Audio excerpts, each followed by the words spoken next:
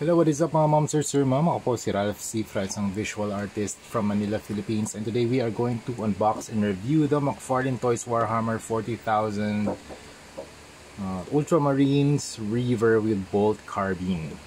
So ito yung box art niya, ito yung box style niya, window type packaging, Warhammer 40,000 logo on the front side. You have the illustration of the skull na figure or ito pala, parang alien tech na skull yung head, McFarlane Toys logo, Warhammer 40,000, Ultramarines Reaver na text with Bolt Carbine, shot of the action figure, Facebook, Twitter, and Instagram of McFarlane Toys, official license, and here's the figure itself. Sobrang, medyo ano siya, mabigat and bulky yung kanyang armor.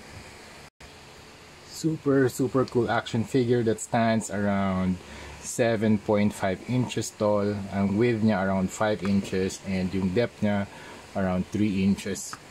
So let's start with the review dito sa kanyang head. So you have the skull shaped na face with the red eyes, tapos ganda ng kanyang helmet or headgear, tapos may mga silver parts dito sa kanyang ears and dito sa kanya malapit sa cheekbones. And sa mouth, you have the skull shape na parang teeth design, tapos ito yung kanyang teeth, very sharp cheeks, nagpro-protrude dito sa kanyang, ayun, very protruding yung kanyang cheekbone. And then you have the red eyes. And tapos naman dito sa chest, you have the large, bulky chest armor, super cool. Meron siyang gold na skull with 2 spears or swords na nag-intersect, na nagke-create siya ng X na pattern. Very nice gold paint actually. Tapos yung paint application na ginamit nila dito is just silver. Silver yung plastic na ginamit nila dito. Black paint, blue colored plastic, and white. I think this is white paint. Tapos white paint din yung ginamit nila dito for the face and for this. Super sharp yung mga decals na in-apply nila dito or yung paint style. Ganda ng arrows, oh. And then this one, yung gold, very, I think it's a warmer shade of gold. And then this one, yung mga grenade, mas nasa cool shade of silver. And then you have the black colored plastic yung ginamit nila dyan.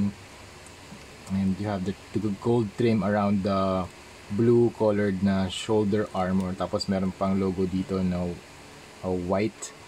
Very sharp na stencil yung ginamit nila dito for the logos dito sa shoulder armor and dito sa knee armor. Super nice. And then you have the ribbed or mga line na pattern or muscular pattern dito sa kanyang rib area or stomach area. Here's the belt. Tapos meron siyang mga pouches. Dito meron siyang grenade and pouch. Tapos sa likod meron kang parang some sort of a backpack with a booster or rocket boosters for movability or for mobility. And ito mga exhaust, some straps. Tapos meron ding mga may mga straps din dito sa likod. Daming pouch, 1, 2, 3, 4, 5, 6, 7, 8. Tama ba? 8, 1, 2, 3, 1, 2, 3, 4, 5, 6, 7, 8, 9. 9 pouches yung nasa kanyang knees or legs rather. Then you have the bulky legs. Tapos ito rin bulky din yung feet niya. Super cool na mga design ng mga ng mga Ultramarine kasi gustong-gusto ko yung mga bulky type of armors. This one, it's the Reaver version with the Bolt Carbine. This one is the carbine, very large gun. Tapos meron pang hawakan dito na pwede niya hawakan dun sa kanyang kabilang kamay. Okay. And then sa articulation naman, up, down, head 360. Tapos yung shoulder or arms can move 360 din.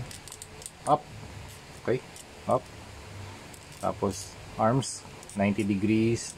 Tapos itong kamay, ball joint, inwards, outward. Shoulder can move independently kasi meron siyang ball joint sa loob. Hindi na to nagagalaw. Okay, ab crunch meron. So meron siyang cut dito sa top part. Okay. And then dito sa bottom part ng kanyang waist. Hips can rotate. Okay, kick. Double jointed na knees. Very nice. Tapos yung paa ay ball jointed din. Tama ba? Hindi na siya namumove dito. Okay, hindi na. So up and down lang to. Tapos meron din toe articulation. Tapos yung sa backpack niya, pwede siyang ma-articulate dito sa sa kanya parang wing part ng kanyang booster. Alright, that's it mga momser. Yun na yung ating review for the McFarlane Toys Ultramarine River. This is a fairly old na unit, kaya medyo marumi na siya. Pero konting punas lang to and wala namang magiging problema. Wala namang loose na mga parts. And yeah, i-customize na natin to very soon. So sa next na video natin, tatanggalin na natin yung mga parts and yun, customize na natin siya. Custom repaint coming out very soon. Okay, so yun, thank you very much for watching and see you sa next video. Bye bye.